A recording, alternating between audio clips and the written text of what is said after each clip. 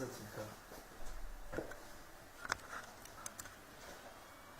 ձեզ, ուրեմն այս ասուլիսը հրավիրել եմ հերթական անգամ ներկայացնելու վերջին օրերի զարգացումները քաղաքացիական բնակչության հանդեպ ադրբեջանական զինված ուժերի հանցագործությունների համատեքստում և մարդու իրավունքների պաշտպանի աշխատակազմի փաստահավաք առաքելության արդյունքները։ Տեղյակ եք, որ սեպտեմբերի 27-ից ադրբեջանական զինված ուժերի կողմից մեկնարկած պատերազմական գործողությունների հենց առաջին օրվանից սկսած իմ որոշմամբ ձևավորվել է փաստահավաք առաքելության խումբ, որը առ այսօր փաստագրում է քաղաքացիական բնակչության և զինծառայողների հանդեպ տեղի ունեցող իրավախախտումները և արդեն երկու միջանկյալ զեկույցներ ենք ներկայացրել, դրանից բացի տարբեր հաղորդագրություններով ենք հանդես եկել և նաև 3 ամփոփեցի մեկ փակ զեկույց ադրբեջանական զինված ուժերի կողմից հայ քաղաքացիական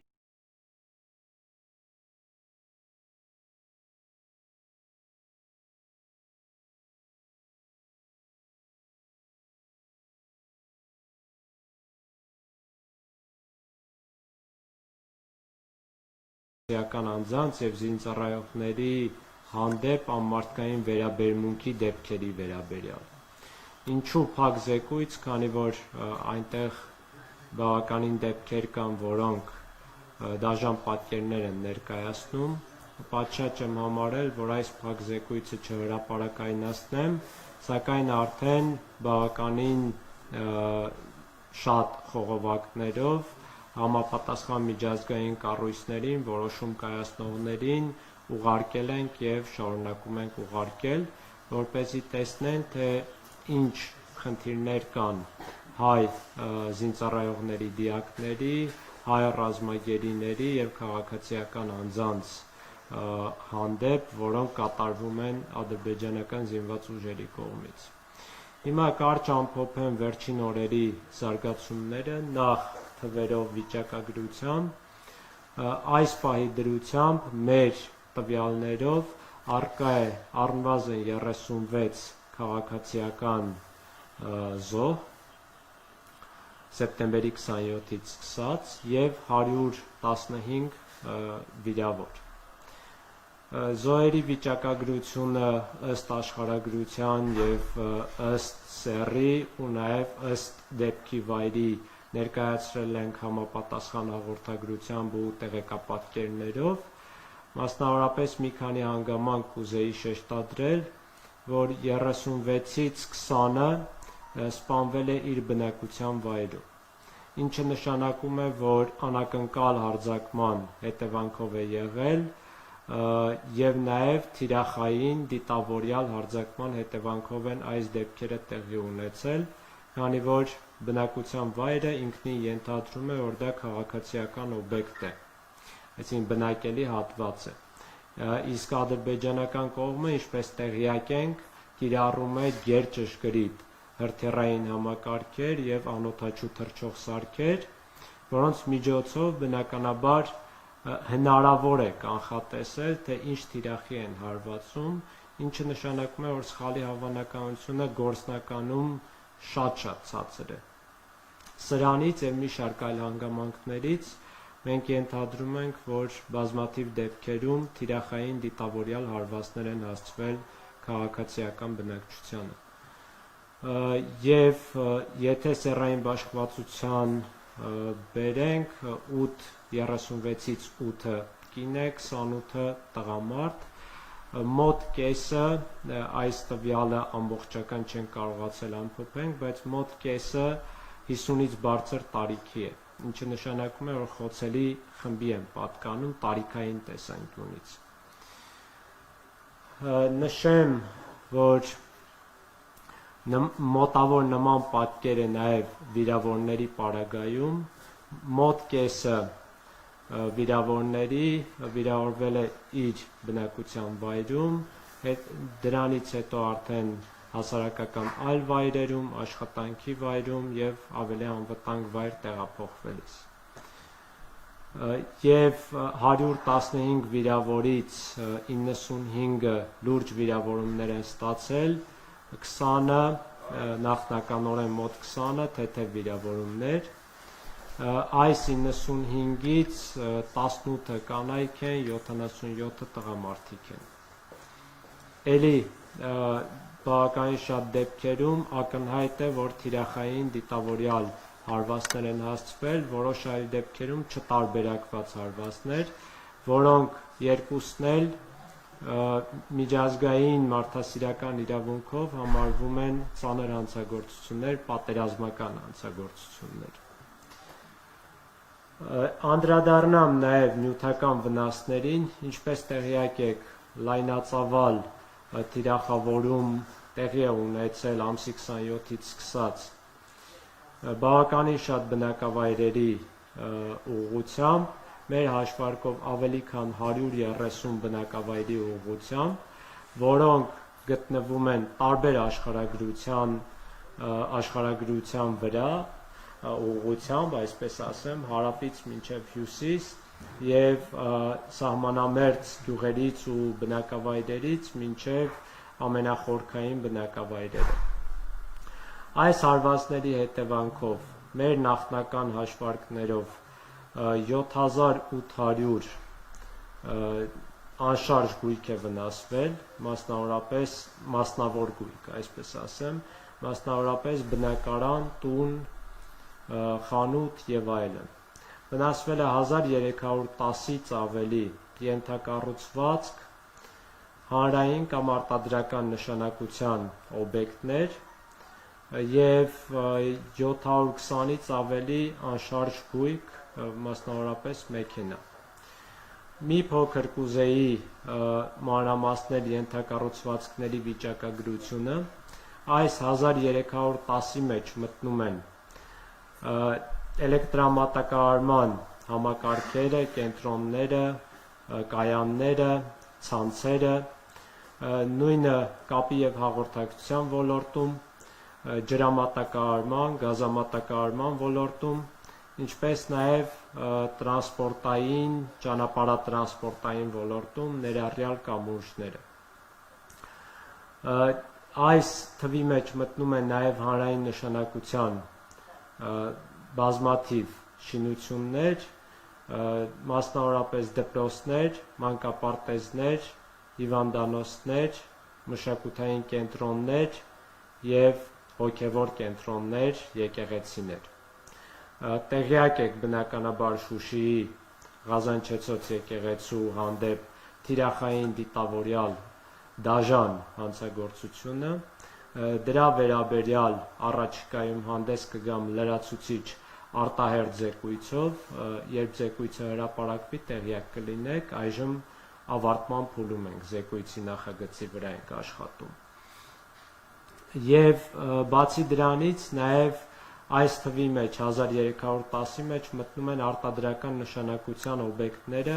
մասնավորապես հիմնականում գործարաններ, որոնց մի մասը կրկին դիտավորյալ թիրախային հարձակման է ենթարկվել, մի մասը չտարբերակված հարձակման է ենթարկվել։ Նյութական վնասների առումով նշեմ, որ այս թվերը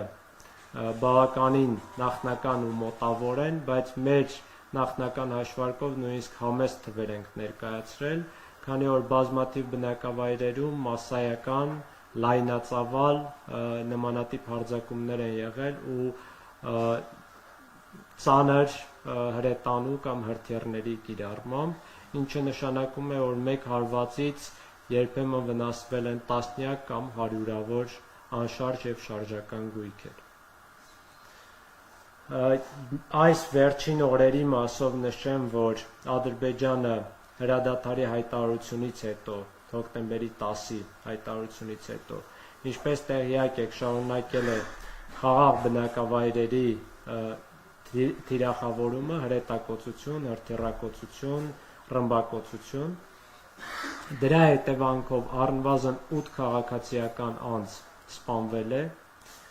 3 եւ այսօր, այսինքն այս գիշեր 6 քաղաքացիական անձ է վիրավորվել, 3-ը Շոշ գյուղում, 3-ը Ստեփանակերտում, եւ 2 դեպքով էլ ակնհայտորեն թիրախավորվել են բացառապես բնակելի տարածքները, բնակելի հատվածները։ Ուղղակի բարեբախտաբար այդ շենքերում, որտեղ հարվածները հասցվել են, կամ մարդիկ չեն եղել, կամ գտնվել են ապաստարաններում, կամ շատ քիչ են եղել, մի քանի հոգի են եղել, եւ բարեբախտաբար թվերը շատ չեն, այսպես ասեմ, ի համեմատ ավերածությունների, բնականաբար ցավալի է ցանկացած դեպք։ Նշեմ նաև, որ այս օրերին ավելի շատ տեղեկություններ ենք սկսել ստանալ, հատկապես ադրբեջանական սոցիալական ցանցերից, հայ զինծառայողների, դիակների եւ հայ գերիների հանդեպ վատ վերաբերմունքի, ամարտկային վերաբերմունքի դեպքերի վերաբերյալ։ Մասնավորապես հայտնի է հոկտեմբերի 15-ին, որ հրապարակվեց մեկ տեսանյութ, այդ տեսանյութի մասով մենք համապատասխան փորձագիտական աշխատանք կատարել ենք, հետագայում նաև միջազգային հանրահայտ Bellingcat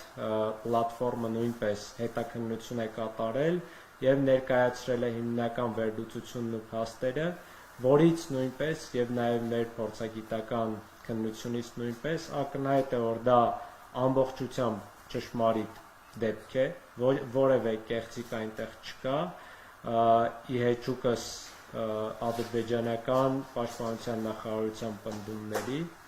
ցավոք սրտի այնտեղ 2 հայ ռազմագերիների նկատմամբ կիրառվում է սպանություն, ավելին ասեմ պատիժ, պատժի տեսքով սպանություն, ամարտկային վերաբերմունք, նվաստացում եւ նրանցից մեկը քաղաքացիական անձ 73 տարեկան պապիկ էր։ Սա խստագույնս պետք է դատապարտվի միջազգային հանրության եւ հատկապես իրավապաշտպան համայնքի կողմից, որոշակի արձագանքներ եղել են, բայց ես ինքս բավարարված չեմ այդ արձագանքներով, պետք է շատ ավելի հստակ արձագանքներ լինեն եւ առավելագույնս կատարվի նրանց այս հանցագործությունը կատարած անձանց ինքնությունը պարզելու եւ պատժամիջոցներ կիրառելու ուղղությամբ։ Մի շարք այլ դեպքեր ենք մենք արձանագրել, ինչպես նշեցի, դրանք արտացոլվել են մեր փակզեկույցում, որը արդեն տարբեր միջազգային հարթակներ ուղարկել ենք, սակայն կարևոր է, որ եւ մենք եւ միջազգային հանրությունը արդյունավետ միջոցներ ձեռք առնի հետագա նմանատիպ դեպքերը կանխարգելելու ուղղությամբ, քանի որ ակնհայտ է, որ ադրբեջանական զինված ուժերում տիրում է հայատյացության ընդգծված մթնոլորտ, դրան լրացվում է ահաբեկչական խմբերի ներգրավումը եւ նաեւ թուրքական զինված ուժերի ներգրավումը ռազմական գործողությունների մեջ, ինչը նշանակում է, որ հաշվի առնելով ահաբեկչական խմբավորումների բացասական փորձառությունը եւ նաեւ Թուրքիայի ընդգծված